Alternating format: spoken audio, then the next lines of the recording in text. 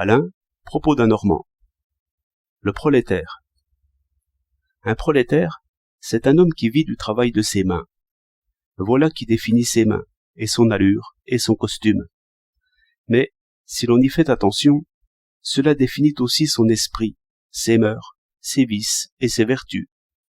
C'est une machine à produire, et sa valeur personnelle est sans ambiguïté, sans discussion possible. Je pense, en écrivant cela, à un spécialiste pour la chaussure de femme, grand artiste dans ce genre de travail.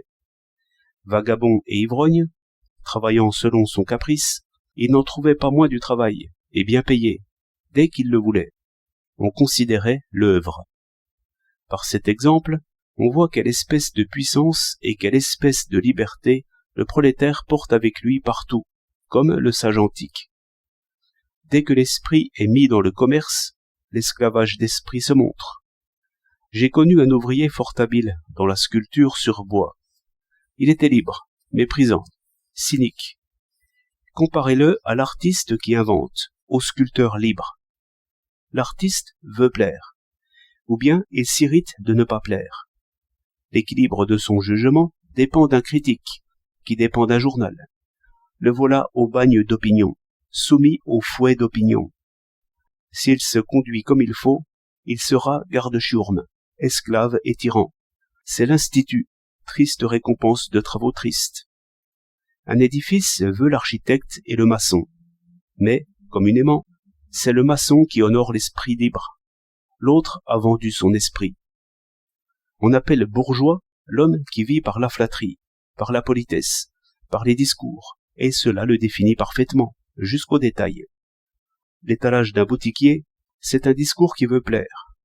L'enseigne lumineuse appartient au genre oratoire, la réclame aussi. Voici une nuance des caractères, sensible à tous. L'ingénieur qui vend est un bourgeois. L'ingénieur qui invente et qui essaie est un prolétaire. Vous devinerez l'un et l'autre à la cravate et aux bretelles. L'un adore l'opinion, l'autre se moque de l'opinion. Quiconque est maître dans son métier, sans contestation possible, quel que soit le métier, revient au prolétariat.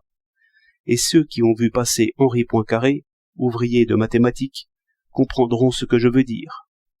L'indifférence à l'opinion se lit sur le visage et change les traits.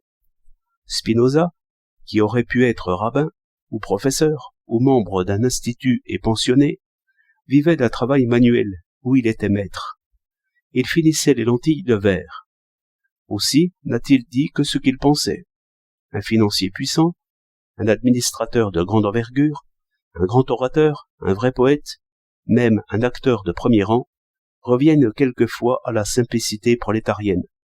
C'est la tête de Méduse pour le bourgeois. Observez bien cela.